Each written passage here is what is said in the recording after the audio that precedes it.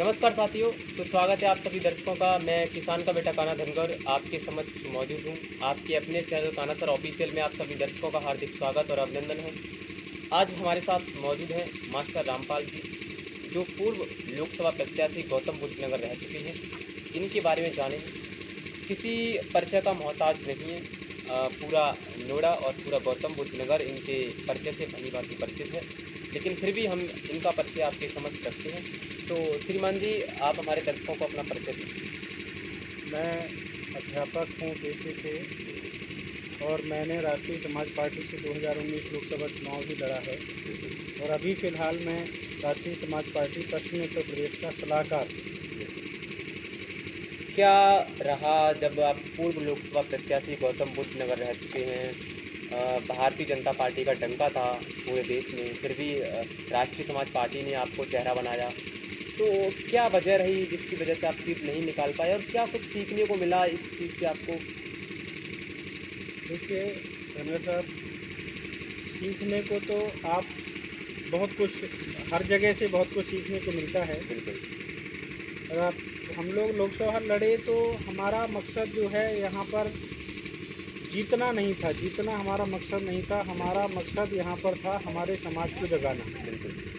यहाँ पर हमारे समाज के 60,000 लोग हैं और 70 सालों से ये 60,000 लोग संघर्ष कर रहे थे। कभी किसी पार्टी ने हम लोगों को तवज्जो नहीं दी।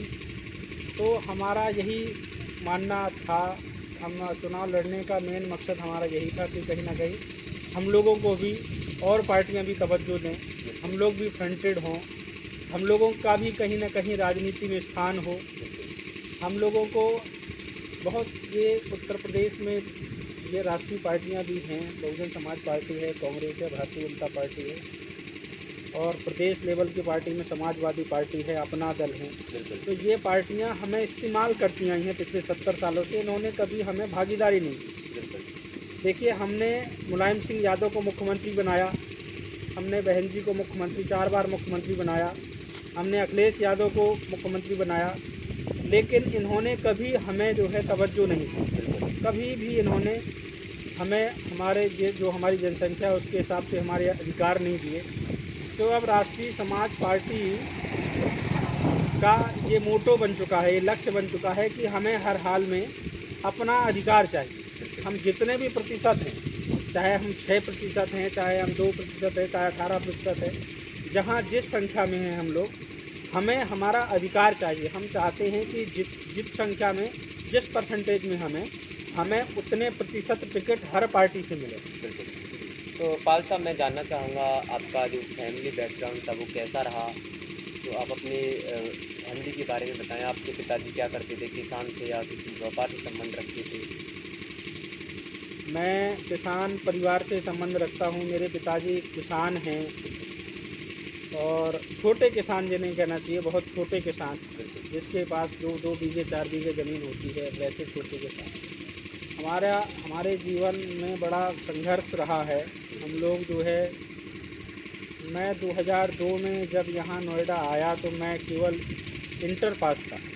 इसके बाद मैंने यहीं आकर दिल्ली यूनिवर्सिटी से अपनी पढ़ाई की, फिर CCH यूनिवर्सिटी से मैंने BEd किया और यहीं पर मैंने अपने अध्यापन को अपना पेशा बनाया। मैं 2006 से लगातार अध्यापन करता रहा और अध्यापन के साथ साथ मैंने समाज सेवा को अपना लोगों के पहुंचने का जरिया, लोगों तक पहुंचने का जरिया बनाया। और समाज सेवा में जहां भी हमें लगता है कि हाँ भाई हमारी ज़रूरत है किसी को, तो हम वहां पर बिना किसी देर किए हुए हम वहां पर गौतम बुद्ध नगर में पहुंच जाते हैं सेवा करने। पाल साहब, हमने सुना है कि आप विद्यार्थियों को फ्री में निःशुल्क शिक्षा देने का कार्य भी कर रहे हैं, जो कि बहुत ही सराहनीय है। तो कैसा लगा आपको, जैसे जिस प्रकार से आप शिक्षा को मुफ्त में दे रहे हैं, बहुत ही पुण्य का काम है। तो क्या किस नज़रिए से देखते हुए पढ़ाते हुए क्या लगता है आपको कि मैं यहाँ पर कैसा महसूस कर रहा हूँ? देखिए पत्रकार महोदय, जो मेरा लिवलीहुड है, जो मेरा परिवार चलाने का खर्च है, वो तो बहुत सीमित है। मेरे खर्चे बहुत सीमित हैं। मेरे परिवार में नोएडा में मैं हूँ, मेरी पत्नी है और मेरा एक बेटा है 9 साल का। तो मेरा बहुत खर्चा नहीं है और मैं उसका अर्जन जो है, उसका अपने परिवार को चलाने का जो धन है उसको 4 या 5 घंटे में अर्जित कर लेता हूँ। और मुझे बहुत बड़े बड़े लोग भी मिलते हैं पढ़ाने के लिए। मैं जो है, मुझे किसी प्रकार की कोई दिक्कत नहीं है। उसके अलावा जो समय बचता है मेरे पास, तो मैंने ये महसूस किया है कि यहाँ पर जो गरीब तबके के लोग हैं, वो कहीं ना कहीं उनके बच्चे सरकारी स्कूल में पढ़ते हैं और वो कंपटीशन में कहीं ना कहीं पीछे रह जाते हैं। तो ये 2009-10 में मैंने ये विचार किया, बहुत सोचा इस विषय में कि भाई इनको कैसे कॉम्पीट करवाया जाए, इनको कैसे फ्रंट में लाया जाए। तो वहाँ से मैंने शुरुआत की फ्री ट्यूशन करने की, और 5 घंटे के अलावा जो भी समय मेरे पास होता है, 8 से 10 घंटे का समय होता है मेरे पास, तो मैं वो सारा समय गरीब लोगों के जो बच्चे होते हैं, मजदूरों के जो बच्चे होते हैं, उनके कॉलोनियों में जा के, उनकी झुग्गियों में जा के 1 घंटा का मेरा वो रहता है, टाइम रहता है। और उनकी झुग्गियों में जाके जो वहाँ पे 5 से 7-10 बच्चे होते हैं, उनको प्रेरित करता हूँ कि वो सरकारी विद्यालयों में दाखिला लें। और अगर कोई समस्या आती है तो मैं खुद जाकर के उनका सरकारी विद्यालय में दाखिला करवाता हूँ। और इसके बाद उनको 1 घंटा मैं पर्सनल टाइम देता हूँ, ताकि वो जो बाकी लोग हैं उनके साथ समान रूप से चल सकें। तो सम्मानित साथियों, हमारे साथ में श्री रामपाल जी मौजूद हैं, जिन्होंने बताया है कि पूर्व लोकसभा प्रत्याशी गौतम बुद्ध नगर रह चुके हैं। राष्ट्रीय समाज पार्टी ने इनको चेहरा बनाया था, लेकिन कहा जाता है कि हार के बाद जीत होती है और हार के बाद जीत निश्चित होती है। जी हाँ, उनकी काबिलियत को सलाम है, जिन्होंने राष्ट्रीय समाज पार्टी, जो कि उभरती हुई पार्टी उत्तर प्रदेश में नज़र आ रही है, आने वाले वर्षों में राष्ट्रीय समाज पार्टी शायद पूर्ण बहुमत के साथ में सरकार बनाने में कामयाबी हासिल करेगी, ऐसा उत्तर प्रदेश के लोगों का मानना है। तो मेरे साथ में रामपाल जी मौजूद हैं, जिन्होंने बताया है कि अध्यापक हैं, साथ साथ में समाज सेवा करने में भी बहुत आगे हैं, बहुत ज़्यादा रुचि रखती हैं। उन्होंने बताया भी है कि मेरी छोटी सी फैमिली है, उसका मैं पालन पोषण 4-5 घंटे से की गई मेहनत के अनुसार कर लेता हूँ। बाकी समय मैं देश हित और समाज हित के लिए लगाता हूँ। समाज सेवा करना मेरे लिए सर्वोत्तम है। उन्होंने तो वही बताया है कि वो लगातार गरीब असहाय मजदूरों के बच्चों को निःशुल्क शिक्षा देने का कार्य भी कर रहे हैं। जी हाँ, जिसे ट्यूशन कोचिंग सेंटर के नाम से भी जाना जाता है। जी हाँ, गरीब असहाय मजदूर लोगों का कोई नहीं होता, ऐसे बेसहारा लोगों का सहारा बनकर रामपाल जी लगातार क्षेत्र में चर्चा का विषय बने हुए हैं। जी हाँ, आपको बता दें, हमारे लाइव इंटरव्यू में रामपाल जी मौजूद है, जिन्होंने बताया है कि मैं कोचिंग तो कराता ही, इसके साथ साथ में जो गरीब असहाय झुग्गियों के बच्चे होते हैं, जो पैसों से, धन से वंचित रह जाते हैं, उनके पास में शिक्षा लेने के लिए धन की आपूर्ति नहीं होती, उसके लिए उनको उन्हीं के वहाँ पर जाकर गरीब असहाय बच्चों को निःशुल्क शिक्षा देने का कार्य भी श्री रामपाल जी कर रहे हैं। तो ऐसे ही समाज सेवियों की देश को आवश्यकता है, जो लगातार देश हित में कार्य करते हैं। ऐसे समाज सेवियों को मेरा सलाम है, जो लगातार गरीब असहाय किसान के बेटों की लगातार सेवा करते आ रहे हैं। तो वहीं उनसे वार्ता की, तो उन्होंने बताया भी है कि मैं भी एक किसान परिवार से हूँ, एक मध्यम किसान परिवार से, और किसान के परिवार से निकलकर बहुत सौभाग्य मिला मुझे कि मैं एक किसान के परिवार से हूँ। और उन्होंने कहा भी है कि मुझे अपने आप पर भी बहुत गर्व है कि मैं किसान का बेटा हूँ। तो साथियों, हमारे साथ में अभी मौजूद हैं श्री रामपाल जी, पूर्व लोकसभा प्रत्याशी गौतम बुद्ध नगर। आइए इनसे चर्चा करते हैं और कुछ पार्टी के बारे में। नमस्कार साथियों, तो मैं किसान का बेटा कान्हा धनगर आपके समक्ष एक बार फिर से जुड़ चुका हूं। हमारे साथ में, जैसा कि आप सभी को पता है, श्री रामपाल जी, पूर्व लोकसभा प्रत्याशी गौतम बुद्ध नगर मौजूद हैं, जिन्होंने बताया अपने बचपन के बारे में, अपनी यादों के बारे में कि आखिरकार यहां तक पहुंचने के लिए उन्हें कितनी मेहनत का सामना करना पड़ा। आइए हम कुछ राजनीतिक और समाज हित के मुद्दों पर बात करते हैं उनसे कि आखिरकार क्या रहा जिसकी वजह से उन्हें राजनीति में भी आना पड़ा। तो पाल साहब, बहुत बहुत स्वागत है आपका एक बार पुनः हमारे चैनल में। तो मैं जानना चाहूँगा कि ऐसा क्या रहा, ऐसा क्या भविष्य में, ऐसा क्या वर्तमान में आपकी ज़िंदगी में मोड़ आया कि आपको राजनीति में आना पड़ा? देखिए, मैं 2014 तक मैंने आपको बताया कि मैं पॉलिटिक्स में नहीं था, लेकिन मैंने जानकर साहब को पढ़ा, जानकर साहब को सुना, उन्हें देखा, चिंतन किया उनके विषय में। तो मैंने पाया जानकर साहब ने जो किया लोगों के बारे में और जो वो आज कर रही है, उसने मुझे प्रेरित नहीं बल्कि मजबूर कर दिया राजनीति में आने के लिए। जानकर साहब का कहना है कि आप राजनीति, जो लोग कहते हैं राजनीति एक कीचड़ है, तो आप राजनीति में आए बगैर उस कीचड़ को साफ नहीं कर सकते। अगर यदि साफ चेहरे के लोग राजनीति में आएंगे नहीं और ये भ्रष्टाचारी लोग ही राजनीति करते रहेंगे तो राजनीति का स्वच्छीकरण करना, साफ करना संभव ही नहीं है। तो ये हमारी मजबूरी रही। पाल साहब, उत्तर प्रदेश की अगर बात की जाए तो पार्टियां बहुत थी आपको चुनने के लिए। भारतीय जनता पार्टी भी थी, समाजवादी पार्टी भी थी, फिर आपने राष्ट्रीय समाज पार्टी को चुना, उसके बारे में हम जानना चाहेंगे। देखिए, बहुत समय हो गया मैं भी 2006 से मैं आपको बताया कि मैं काम कर रहा हूं और मैं सभी लोगों को देख रहा हूं। आज ये जो पार्टियां हैं ये पारिवारिक हो गई। तो हम लोग प्रयास, राष्ट्रीय समाज पार्टी के द्वारा हम लोग प्रयास कर रहे हैं, शोषितों और वंचितों को फ्रंट में लाने की कोशिश कर रहे हैं। हम ये चाहते हैं कि राष्ट्रीय समाज पार्टी के माध्यम से लोग हमसे जुड़ें और शोषित और वंचित लोग जुड़ करके राजनीति करें, आके चुनाव लड़ें। बड़े आदमी को हम लोग टिकट नहीं देते, हम लोग अमीर आदमी को टिकट नहीं देते और ना ही चुनाव लड़ाते। तो ये जो जानकर साहब का सपना है शोषित और वंचित को राजनीतिक अधिकार दिलाने का, ये मेरे दिल को छू गया, इसीलिए मैंने राष्ट्रीय समाज पार्टी को जोड़ा। क्या लगता है पाल साहब, कहीं ना कहीं अगर देखा जाए तो आजकल राजनीति जातिवाद के नाम पर की जा रही है? कहीं ना कहीं तक ये सत्य है, लेकिन हम लोग जातिवाद के नाम पर राजनीति नहीं करना चाहते। ये बिल्कुल सच्चाई है, आप सत्य कह रहे हैं। देखिए, अभी आप ये देखिए, यदि हमारी सरकार, कभी हमारी सरकार आती है तो हम उस परशुराम की जगह पर गरीबों, शोषितों और वंचितों के लिए फ्री में एजुकेशन के लिए यूनिवर्सिटी खोलेंगे, हम बड़े बड़े अस्पताल खोलेंगे। कहीं ना कहीं माना जाए तो आप शिक्षा को सबसे बड़ा मानते हैं? जी बिल्कुल, ये बिल्कुल सच्चाई है। अगर आप शिक्षित हैं, अगर आप उच्च शिक्षित हैं, पढ़े लिखे हैं, तो ही आपकी सोसाइटी में जगह है, तो ही आप अच्छी तरह से जीवन यापन कर सकते हैं। यदि आपके पास शिक्षा नहीं है तो आज की तारीख में बगैर पढ़ा लिखा आदमी पशु के समान है। Education is the best policy. Yes. Pal साहब, मैं आगे जानना भी चाहूँगा कि आपने कहा कि मैं महादेव जानकर जी को विचारधारा से काफ़ी प्रभावित हुआ और मैं उन्हीं की बदौलत इस राष्ट्रीय समाज पार्टी में आया। तो मैं आपसे जानना चाहूँगा कि राष्ट्रीय समाज पार्टी में जो इसके संस्थापक महादेव जानकर जी हैं, तो आप उन्हें क्या अपना अच्छा एक राजनेता मानते हैं? ऐसा क्या लगता है उनके अंदर जिससे आप उनको अपना सबसे अच्छा राजनेता मानते हैं? माननीय महादेव जगन्नाथ जानकर जी को मैं अपना आदर्श मानता हूँ।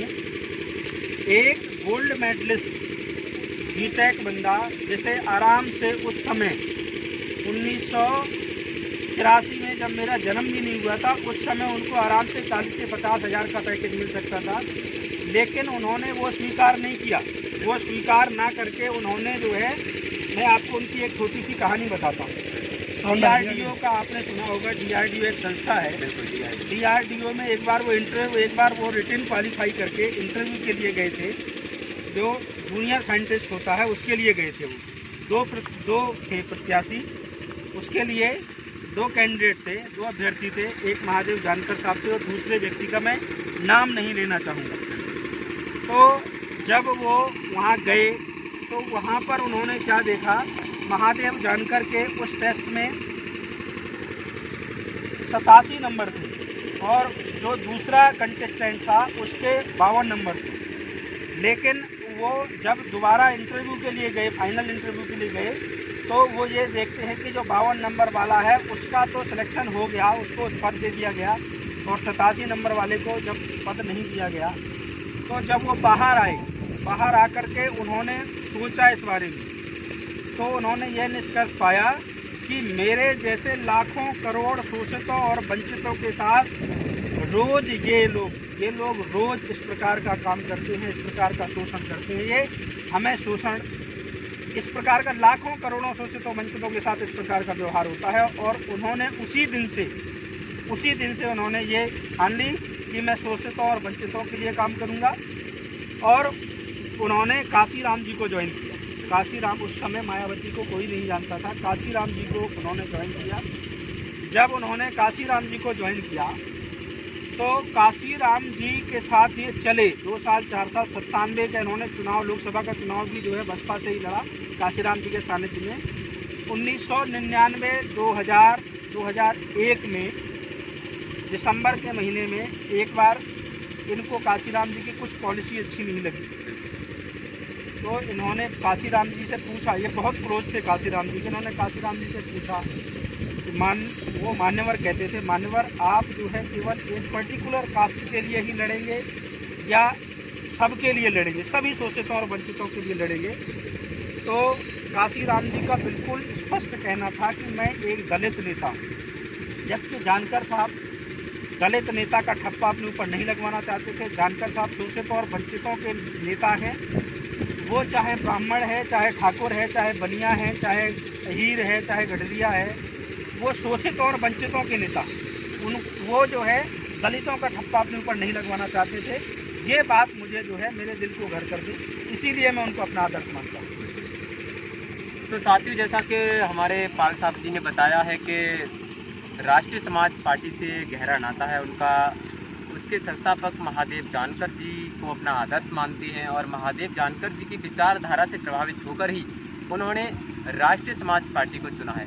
आपको बता दें, राष्ट्रीय समाज पार्टी के संस्थापक आदरणीय महादेव जानकर जी DRDO में सफलता हासिल की थी उन्होंने, लेकिन देश को आगे ले जाने के लिए, समाज को आगे ले जाने के लिए, देश हित के लिए कार्य करने के लिए उन्होंने राजनीति को चुना और आज तक शायद उन्होंने शादी नहीं वो तो ये बहुत बड़ी बात है। आज तक उन्होंने अपना परिवार नहीं बसाया है और उनकी शायद 50 के समथिंग एज भी है। ये उनकी बहुत बड़ी कुर्बानी है, बहुत बड़ी कुर्बानी देश हित के लिए बताई जाती है और इसी तरह से उत्तर प्रदेश में लगातार राष्ट्रीय समाज पार्टी का बढ़ता हुआ कद नज़र आता है। तो वहीं उत्तर पश्चिमी प्रदेश के संगठन मंत्री ओमकार सिंह बघेल जी का भी बहुत महत्व रहा है राष्ट्रीय समाज पार्टी को आगे ले जाने में। लगातार सोशल मीडिया के माध्यम से प्रचार करने में लगे हुए हैं। कहीं ना कहीं राष्ट्रीय समाज पार्टी को आज घर तक ले जाने में ओमकार सिंह बघेल का बहुत ही अच्छा महत्व रहा है। सोशल मीडिया का जितना अच्छा इस्तेमाल युवा कर सकते हैं, उतना अच्छा इस्तेमाल आजकल के युवा कर रहे हैं। वहीं अगर बात राष्ट्रीय समाज पार्टी की जाए तो हम और भी बातें करेंगे राष्ट्रीय समाज पार्टी के बारे में। तो पाल साहब, हम जानना चाहते हैं कि राष्ट्रीय समाज पार्टी इससे पहले कितनी सीटों पर चुनाव लड़ी उत्तर प्रदेश में? 2019 का जो लोकसभा चुनाव हुआ था और आगे 2022 का जो विधानसभा चुनाव आने वाला है, उसके लिए क्या तैयारी है आपकी पार्टी की? हम लोग 17 सीटों में चुनाव लड़े थे 2019 लोकसभा में और हमें उम्मीद से अधिक सफलता मिली। हम लोगों ने इतनी उम्मीद नहीं की थी जितने हमें वोट मिले। और रही बात 2022 की, तो हम लोग 2022 में 403 विधानसभा सीटों पर विचार बना रहे हैं चुनाव लड़ने का। हमारे पास कैंडिडेट्स भी लगभग हम लोग फाइनलाइज करने की स्थिति में हैं और हम बिल्कुल 403 विधानसभा सीटों पर चुनाव लड़ेंगे। और कहीं जब अगर कोई किसी गठबंधन की बात आती है, अगर किसी पार्टी के साथ हमारा गठबंधन होता है तो हम गठबंधन धर्म का भी पालन करेंगे। आगे 2022 का चुनाव है, विधानसभा का चुनाव नज़दीक है और चुनावी रण बच चुका है, तैयारियां भी पूरी हैं। लगातार नेता अपने चुनावी माहौल में कूदे हुए हैं। तो कहीं ना कहीं आपको क्या लगता है, कैसे चेहरों को उतारा जाएगा विधानसभा चुनाव में, विधानसभाओं से जिनकी पकड़ मजबूत होगी? कहीं ना कहीं ऐसे चेहरों को मौका दिया जाएगा जो ज़मीनी स्तर का कार्य करते होंगे, या उनको मौका दिया जाएगा जो सिर्फ ऊपर लेवल का काम करते होंगे? हमारे पार्टी में हवाई जो यात्रा करके जो कैंडिडेट आते हैं उनके लिए कोई जगह नहीं है। हमारी पार्टी में जो लोग पहले से जुड़े हुए हैं, जो लोग हमारे लिए सालों से काम कर रहे हैं, हम लोग उन्हीं को टिकट देंगे, चाहे उनके पास कुछ ना हो लड़ने के लिए। हमारे लिए वो चेहरा ही महत्वपूर्ण है, वो चेहरा हमारे लिए बहुत महत्व रखता है और हम लोग पूरे तन मन धन से उनको जिताने का प्रयास करेंगे। तो साथियों, तस्वीर बदलती देखी है, यह देश बदलता देखा है। इनका यह स्लोगन बिल्कुल ही सटीक बैठता है कि तस्वीर बदलते देखी है और देश बदलते देखा है।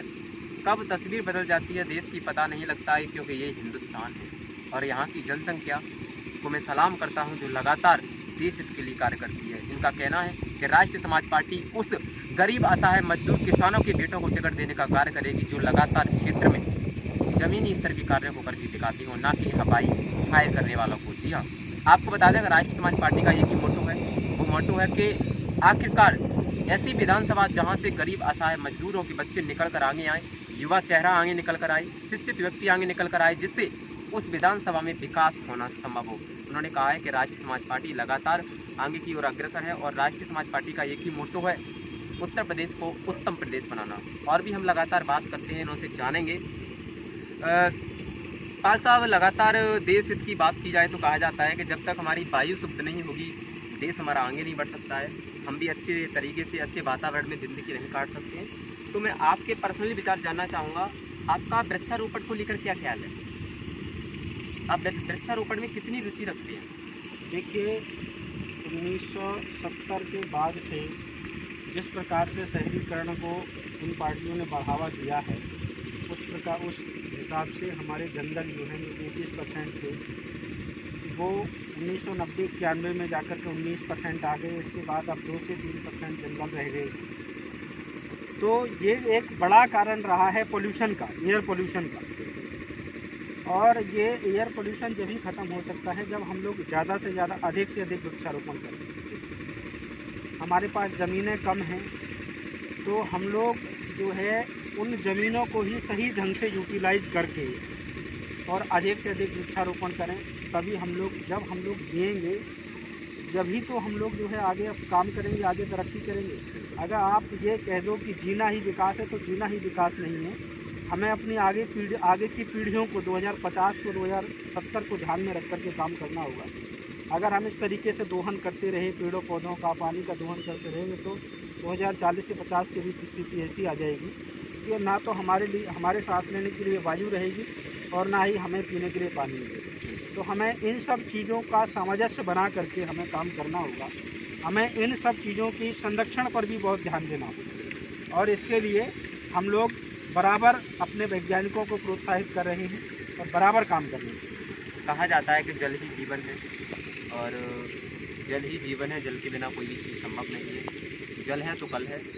लेकिन फिर भी कहीं ना कहीं देखा जाए तो देश का जो जल स्तर है वो बहुत काफ़ी संख्या से देखा जाए सालों से तो गिरता जा रहा है।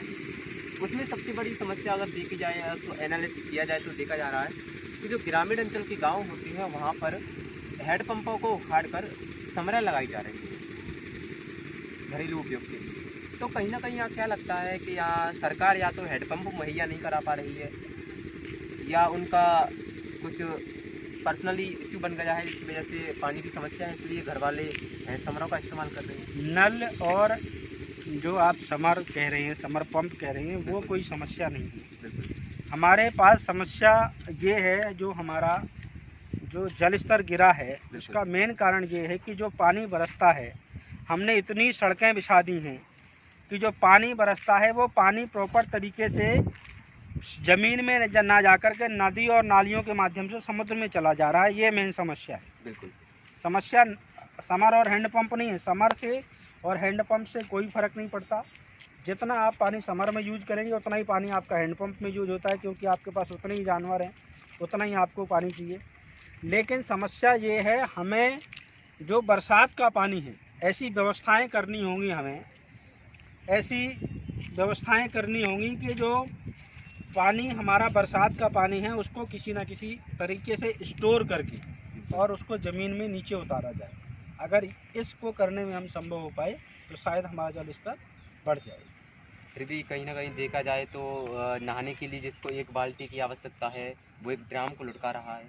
तो कहीं ना कहीं ये इसका भी विचार बनता है। ये लोग, देखिए, ये लोगों की गलत सोच है, ये लोगों का गलत है विचार है। देखिए, हमें तो यूटिलाइजेशन जो है हमें यूटिलाइजेशन को बहुत हिसाब से करना है। कोई भी हम संसाधन यूज कर रहे हैं, चाहे वो पानी है, चाहे वो हवा है, चाहे वो धूप है, हमें किसी भी संसाधन को बेवजह नहीं बर्बाद करना है। बिल्कुल, हमें उनको बहुत हिसाब से यूज करना है। तभी हम अपने नई पीढ़ियों को योगदान दे पाएंगे, तभी हम नई पीढ़ियों को वो चीज़ दे पाएंगे। और अगर हम इसी तरीके से यूज करते रहे तो हम नई पीढ़ी को कुछ नहीं दे पाएंगे।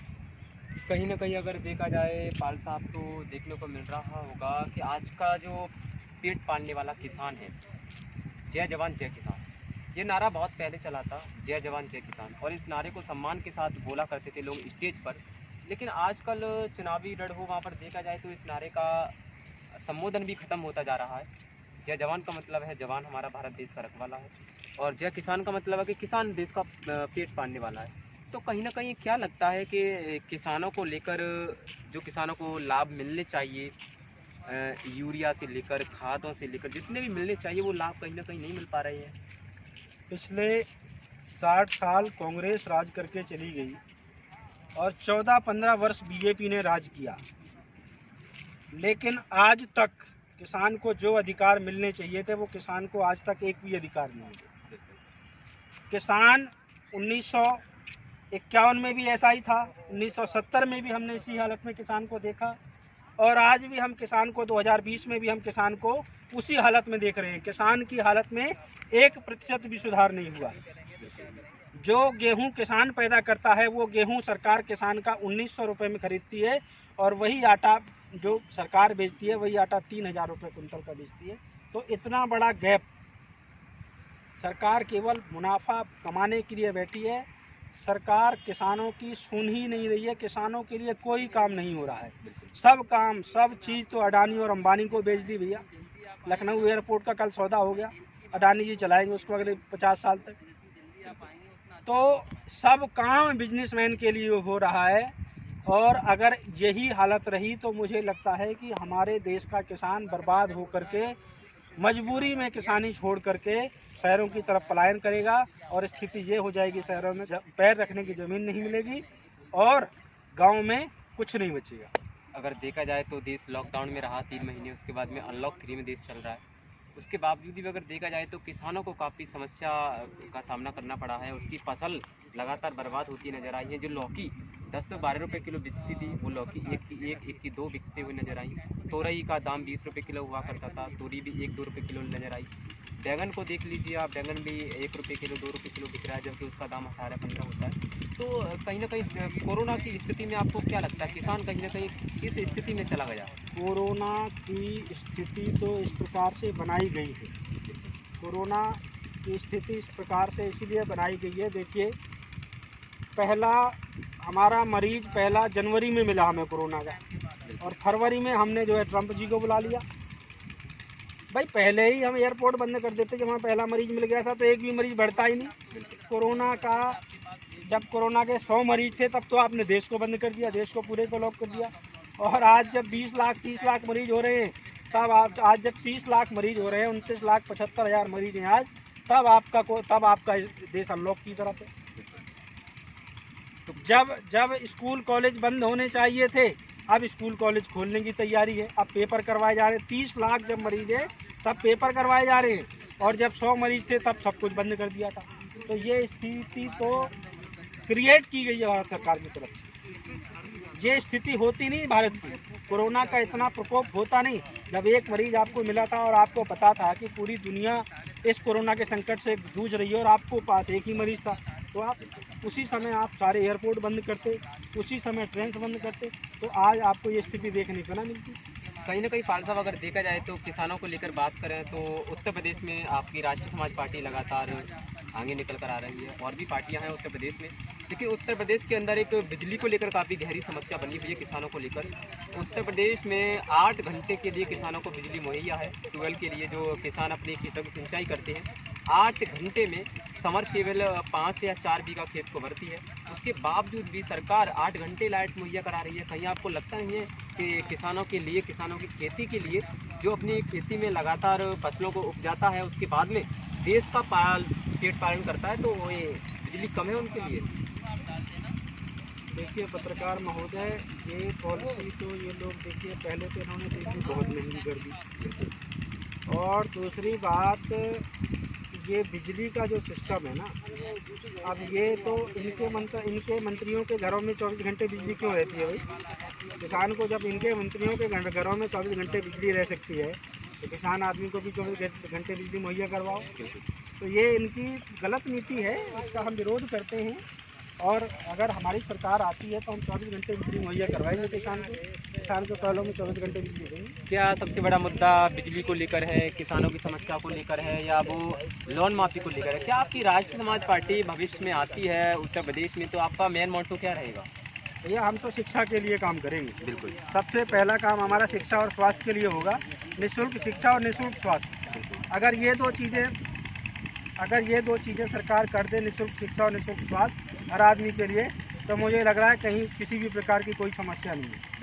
ये जो दो चीज़ें हैं, इन्हीं पर किसान भी और मजदूर भी और बिजनेसमैन भी सब इन्हीं पे बर्बाद है, शिक्षा और स्वास्थ्य पर। अगर इन समस्याओं का हल हो जाए तो फिर हमारे लिए ना तो बिजली महंगी है, फिर सब समस्याओं का समाधान अपने आप हो जाएगा। क्योंकि अगर शिक्षा सस्ती हो गई, शिक्षा सबके लिए अवेलेबल हो गई, तो हम इतने इंजीनियर पैदा कर देंगे, इतने डॉक्टर पैदा कर देंगे, हमें ज़रूरत ही नहीं सब समस्याओं से जूझने की। बिल्कुल साथी, तो हमारे साथ में मौजूद थे श्री रामपाल जी, पूर्व लोकसभा प्रत्याशी गौतम बुद्ध नगर, जो लगातार राष्ट्र समाज पार्टी को चेहरा है। और मैं आपको बता दूं, हमने राजनीतिक से लेकर समाज नीतिक बातें की हैं, किसानों को लेकर व गरीब असहाय मजदूरों को लेकर बातें की। उन्होंने का एक ही जवाब है कि हमारी राष्ट्र समाज पार्टी अगर उत्तर प्रदेश में आती है तो हमारा पहला लक्ष्य होगा उत्तर प्रदेश को उत्तम प्रदेश बनाना। तो वहीं एजुकेशन पर बहुत विशेष ध्यान दिया जाएगा। उसी के साथ साथ में हम अंतिम पड़ाव पर हैं, लेकिन एजुकेशन को लेकर कुछ बातें कर लेते हैं। लगातार देश में एक शिक्षा नीति प्रणाली का लगातार जोर दिया जा रहा है, तो वहीं सरकार ने नई शिक्षा नीति लागू कर दी है देश के अंदर। तो हम जानना चाहेंगे अपने पाल साहब जी से कि नई शिक्षा नीति के बारे में हमारे दर्शकों को बताने का कष्ट करें, जिसके आप नई शिक्षा नीति को लेकर आप कितना अच्छा महसूस कर रहे हैं। क्या लगता है कि पुराने की अपेक्षा नई शिक्षा नीति काफ़ी बेटर है? देखिए, परिवर्तन संसार का नियम है और मैं इस बात पे विश्वास करता हूँ और मैं ये भी चाहता हूँ कि नई शिक्षा नीति लागू हो, लेकिन इस स्थिति में बिल्कुल लागू नहीं होनी चाहिए। हम निःशुल्क शिक्षा और निःशुल्क स्वास्थ्य के मांगने वाले रहे। हमें किसी भी कीमत में पैसे से शिक्षा नहीं चाहिए, ये हमारा पूरा विरोध है।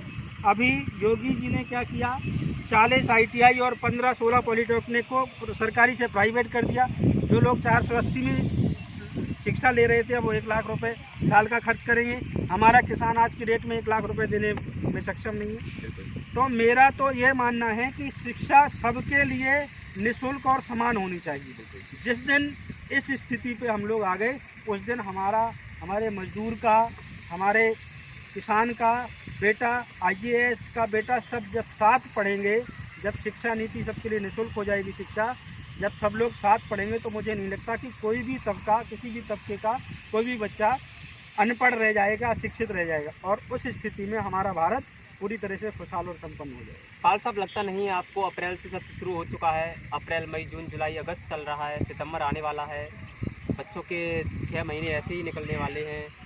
तो सरकार कह रही है कि हम ऑनलाइन शिक्षा का महत्व दे रहे हैं, ऑनलाइन बच्चा पढ़ाई कर रहा है। क्या लगता है कि गरीब किसान के बेटे, गरीब असहाय मजदूरों के बेटे, जिनके पास में खाने के लिए रोटी नहीं है, रहने के लिए मकान नहीं है, उनके पास में स्मार्टफोन कहाँ से होगा? वो अपनी शिक्षा को कहाँ से ले रहे होंगे? ये सब ढकोसला है पत्रकार महोदय, ये कुछ नहीं है।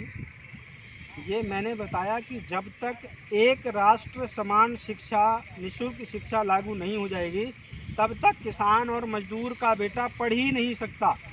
जो 70 सालों से हमारी हालत रही है, आज किसान का इक्का दुक्का बेटा IAS होगा, नहीं तो IAS का बेटा IAS बनता है, जज का बेटा जज बनता है। किसान का तो 1-2% जो बहुत मेहनत करता है बेचारा, वो जाके IAS और जज बन जाता है। तो मेरा तो मानना यही है कि निःशुल्क समान और निःशुल्क शिक्षा होनी चाहिए पूरे राष्ट्र में, और एक शिक्षा नीति लागू होनी चाहिए। ये मेन काम होना चाहिए। अगर इस पर काम होता है तो 110% में दावे के साथ कह सकता हूँ कि हमारे देश में कोई अशिक्षित और कोई गरीब नहीं है। बिल्कुल, बहुत बहुत धन्यवाद पाल साहब आपका हमारे चैनल में जुड़ने के लिए। तो नमस्कार साथियों, मैं किसान का बेटा कान्हा धनगर, आपका एक बार पुनः स्वागत और हार्दिक अभिनंदन है। जिस प्रकार से राष्ट्र समाज पार्टी के पूर्व लोकसभा प्रत्याशी गौतम बुद्ध नगर पाल जी ने बताया है कि लगातार राष्ट्र समाज पार्टी के संस्थापक महादेव जानकर जी को आदर्श मानते हुए, उनसे प्रेरणा से लेते हुए उनको राष्ट्र समाज पार्टी को ज्वाइन करने का उन्होंने कार्य किया। लगातार ही उत्तर प्रदेश के अंदर राष्ट्र समाज पार्टी उभर कर आ रही है। उनके कार्यकर्ता लगातार बूथ और विधानसभाओं में लगे हुए हैं।